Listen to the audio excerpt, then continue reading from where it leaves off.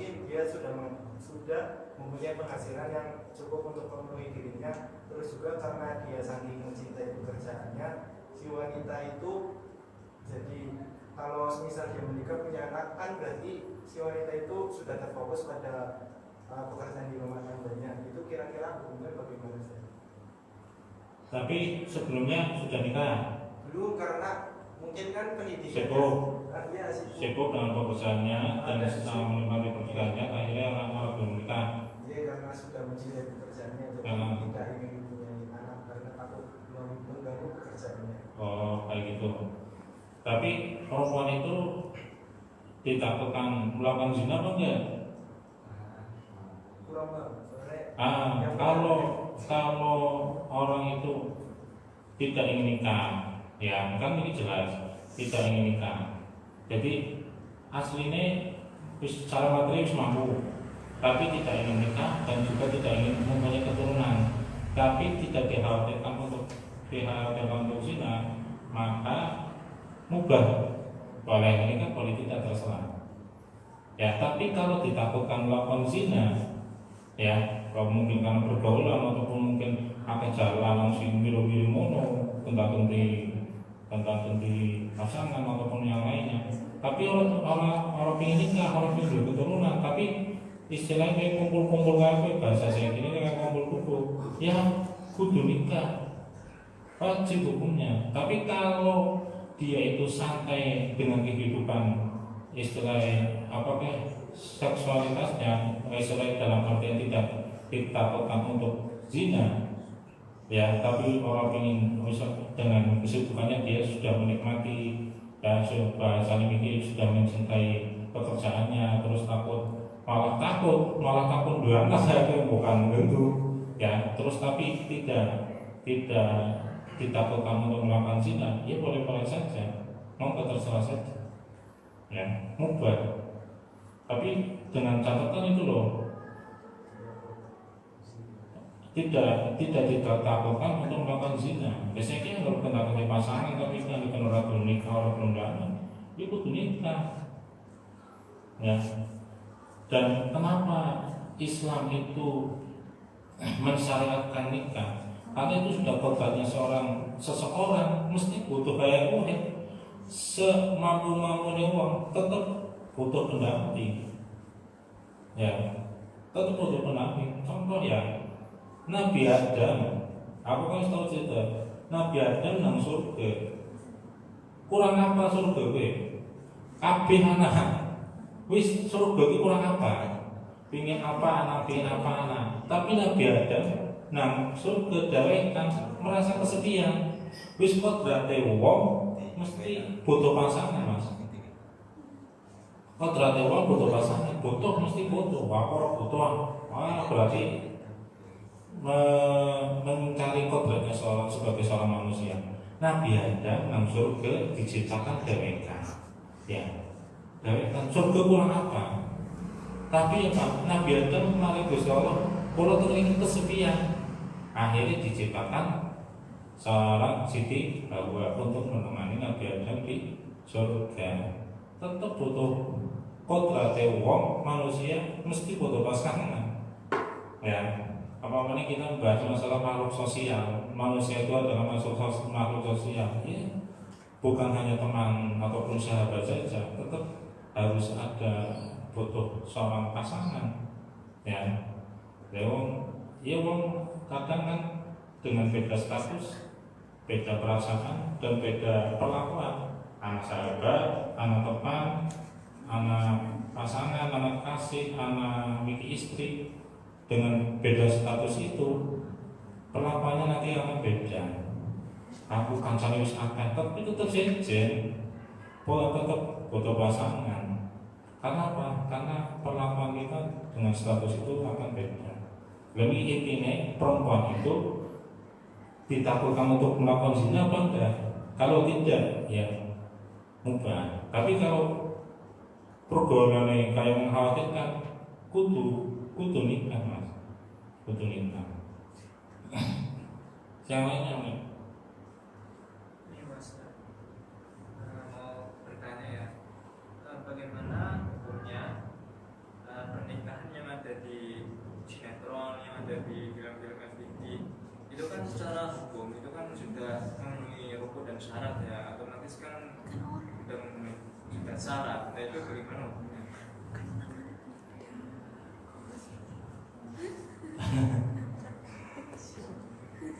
Niki pernikahan itu walaupun ya ini walaupun tidak di FTV maupun sinetron, pernikahan itu adalah misakon holiron, ya, janji sing suci, dan itu ada iktikat baik dari kedua belah pihak, ya, dan beserta istilah syarat rukunnya itu ada iktikat baik untuk memang melakukan pernikahan. Kalaupun itu tidak ada, bukan di sinetron ataupun bukan di TV, tapi wong ini nikahnya nggak apain-apain, oh, ya mungkin, ya, urusannya urusan kalau Gusti Allah selalu. Kalau di FTV maupun di FTV maupun di sinetron itu kan sudah jelas, dalam artian gue sudah di kata-kata wong sing deleng gue sudah pasti gue akan toh. Itu hanya istilahnya apa ke permainan saja, ya. Jadi tidak ada unsur di situ, tidak ada sama sekali, tidak ada unsur pernikahan. Karena apa? Karena hanya untuk main-main saja. Istilahnya gue acting lah, ya, acting. Masa ini acting? Nah, nah, kalau itu di luar sinetron maupun di luar apa, di luar sinetron atau di luar FTV, wong nawa itu nih, nah kalau nikahnya gue apa gue istilahnya gue pura-pura saja, ya, itu mungkin secara syariat sah-sah saja, tapi itu dosanya kalau Gusti Allah. Aku nikah kalau wong ini istilahnya sama sekali, wong nikah kan juga ada rasa mahabbah, ya. Mulanya selamat pernikahan ya, semoga menjadi keluarga yang sakinah mawaddah warahmah. Mesti saja ya, biasanya enggak, nikah tidak didasari dengan mahabbah, ya, didasari dengan rasa cinta, kasih sayang, ya, terus bikin, ya, beda. Istilahnya di sini dalam artian bukan karena, ya, maksudnya sandiwara lah, intinya sandiwara, ya, sandiwara. Memang sudah ada unsur tidak baik, ya, urusan kalau urusan Gusti Allah, secara syariat sah-sah saja. Ini di luar FTV maupun sinetron loh. Kalau sinetron kalau FTV kan sudah jelas di situ ada unsur acting lah, ya, ada unsur acting, ya. Maka pernikahannya itu ya wong acting, ya, nikahnya orang salah. Cuma ben, masih wong sing arane agak juga harus timbul dari istilah keniatan hati kok. Ya, lah, sombongan itu di luar nikah, di luar sinetron atau anu. Tapi wong niate bojo karo Jawa Tengah itu pura-pura saja. Secara syariat sah saja. Secara syariat bisa nawari ini, bisa nawas kawin ini, bisa kita bisa mencoba ya. Secara syariat sah. Tapi kalau dia niate main-main, urusan kalau Gusti Allah. Karena apa? Niat yang tahu dirinya dan Gusti Allah. Tapi yang secara syariat katakan itu nikahnya sama enggak sah, ya, sah. Tapi kalau ada niatan kepura-puraan, bahkan tidak ada rasa mahabbah, rasa kasih sayang, cinta, itu urusannya kalau Gusti Allah. Dosa urusannya kalau Gusti Allah. Masalahnya mempermainkan pernikahan sih, ya, mempermainkan pernikahan kan begini betul, tapi tidak dari hati, ya, tidak dari hati.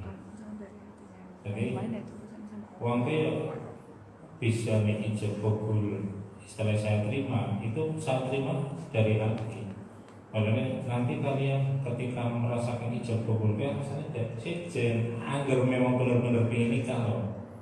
Ya, walaupun mungkin dia salah yang kabul itu sudah, engkau anggap pas nikah, rasanya sejen. Ini benar-benar sakral.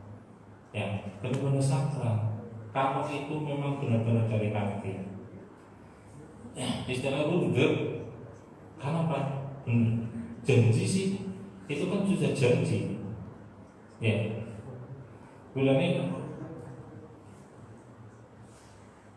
apa ya?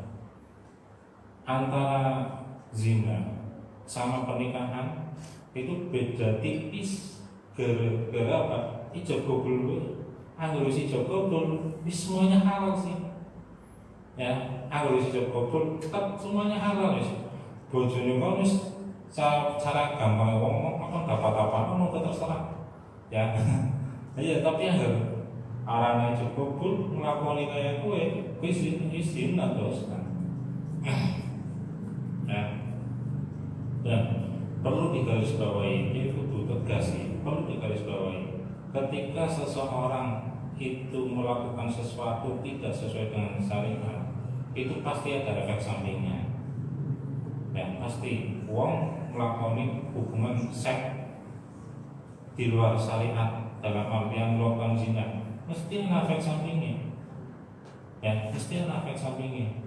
Dilarai penyakit apa AIDS, ya, dilarai pas melakoni KP, dilarai orang bisa dicopot semuanya. Iya, anak kejadian saya itu, ya.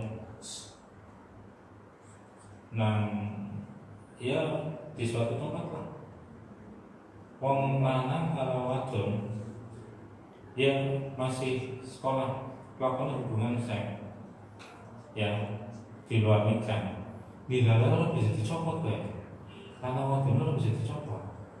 Akhirnya apa? Akhirnya dibawa ke rumah sakit, ya, rumah sakit karena kalau wadon kan terus mas. Bobo malah rumah sakit nganggo becak, ya, mau becak ditutupi lah, mau becak sih ya, mau putihnya pick up ya, mau becak, dan sampai ke rumah sakit, dokter ngomong tadi, dia bisa copot, tapi salah si jenis kudu mati. Bisa copot tapi ning ora sing wadon sing lanang kudu mati. Ya. Akhirnya apa? Rembuk-rembuk wong tua rembuk-rembuk daripada mau anak iki siji mati siji ora semua mati kabeh iya nek mau dibilang dari ya sing istilahnya wong Jawa ki gancet apa ya mana terjadi seperti itu. Ya, pokoknya intinya ketika orang tidak melakukan sesuatu di luar syariat, mesti ada efek sampingnya. Kayak semiki sumpamane wong wis agak nikah sesuai syariat sah, tapi anak ini orang istilahnya sungguh-sungguh melakukan ini kan dilalai anak saya. Apa? Halo. Misal bagaimana jika calon suami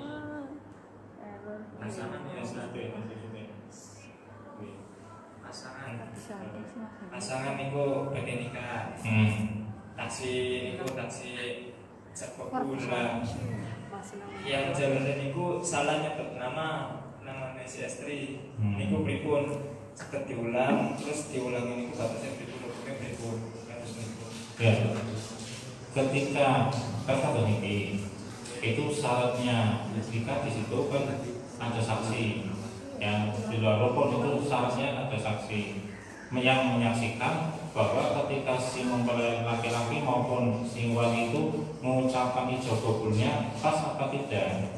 Nah, soalnya membaca kabul itu tajwidnya nasi ya ataupun apa sing berarti walinya yang mengucapkan salah ataupun si perempuannya si laki-lakinya mengucapkan si perempuan itu namanya salah sama namanya ya.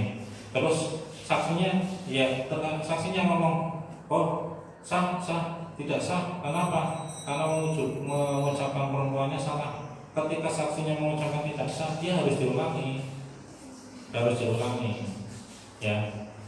Terus salah maning, itu maning sampai sah. Jadi ketika ijab kabul itu kan disaksikan, saksinya itu harus 2 orang laki-laki, ya, harus 2 orang laki-laki. Dan ketika ijab kabul kan mesti langsung sah apa sah. Ayo, saksinya ngomong sah, tidak sah, dia harus diulangi. Karena apa mungkin mengucapkan perempuannya salah ataupun ada yang kurang pas, harus diulangi. Ya, anggur sane saksi ngomong sah, ya urusannya saksi. Kayak gue. Ya, kalau apa saksi ini ngantuk apa mimpin. Ya, tapi harus diulangi. Pokoknya ketika ijab maupun kabul, ijab kabul ada yang tidak pas atau tidak sesuai, ya, orang sinkron, ya harus diulangi. Ya. Apa? Terakhir ya, jam setengah 9. Kalau kamu sih masalah mahar. Misalnya niku si suami niku minjem mahare si istri. Nah si istrinya niku pun setu nanging jarang di niku sauri lah mahare dan niku pripun hukumnya lan solusinya pripun. Terus nopo mahar niku mboten saged dipinjem nopo mboten, nah niku pripun solusinya?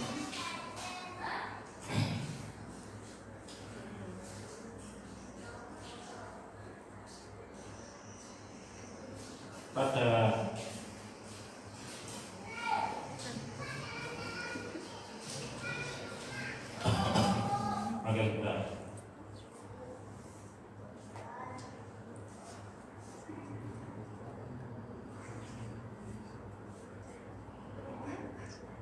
pada dasarnya mahar itu kan sebagai perwujudan bahwa dengan adanya ikatan pernikahan itu katakanlah si laki-laki memberikan sesuatu kepada seorang perempuan. Biasanya mahar untuk bahasanya untuk menghargai seorang perempuan. Mahar itu menghargai seorang perempuan. Kayak ketika Sayyidina Ali nikah sama Sayyidatuna Fatimah Zahra, ya, Nabi Muhammad tanya, kamu punya apa? Kalau buatan dada nopo-nopo, nggak pakai baju perang kesini kon, duit, ngomahar, ya, ngomahar. Dan secara mutlak mahar itu benar-benar haknya seorang istri, ya, kewajibannya seorang suami memberikan mahar kepada istrinya. Lah, mas kawin itu atau mahar itu haknya seorang istri. Wis, soalnya katakanlah istri mahar, ya, katakanlah mahar produk, katakanlah mahar sebulan, ya. Dan dalam perjalanannya ini kan sudah haknya seorang perempuan. Nah, dalam perjalanannya jubulan jalanannya butuh duit, ya. Nah, ini terserah istrinya kan. Dia masih digowe, ya. Engko soalnya ini aku yang kok sahur, ya sama sahur, ya terserah istilahnya seorang. Kalau istrinya dia seorang perempuan digowe urusan nyawa, ya terserah, sudah haknya seorang perempuan, ya. Entah perempuannya itu mau diapakan uang itu, mau seperti apa, ya. Tapi kan seorang suami etikanya dia soalnya ke mas kawin, dia jadi jauh mana, ya. soalnya menyelang ya nyelang baik. Adapun istrinya itu merelakan, itu haknya seorang perempuan, karena itu sudah miliknya seorang perempuan. Nah ini sih maksudnya si istrinya meninggal dunia itu pribadi mas, maksudnya pribadi. Berarti kan Si A nikah sama si B, terus suami belum mengembalikan, tapi si istri sudah meninggalkan dan mahar adalah haknya istri. ya Nah, tapi istrinya meninggal, nah suami itu akadnya yang minjam bukan akad relaan. Nah itu bagaimana? seumpamanya istrinya meninggal dunia, ya kayak gini aja. Maharnya katakanlah tadi maharnya atau haknya seorang istri katakanlah 500.000, ya. Seumpamanya istrinya sudah meninggal dunia, ya 500 itu kita sedekahkan. Gusti Allah Maha Tahu lah.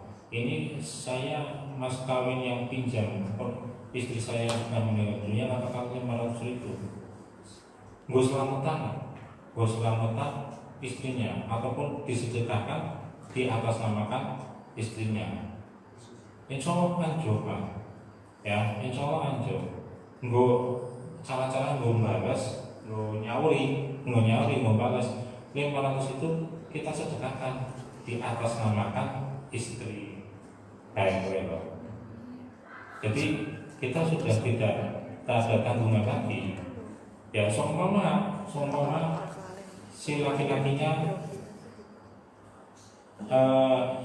perempuannya atau istrinya sudah meninggal itu masih punya orang tua, ya alangkah lebih baiknya lagi etikanya suaminya itu kepada orang tuanya istrinya menceritakan apa adanya, ini seperti ini pripun sketsanya pripun, wong tuane ngomong itu terserah kon disedekahkan. Terus umpamanya ini sedekah ya bareng sama wong tuane, sudah seperti itu aja.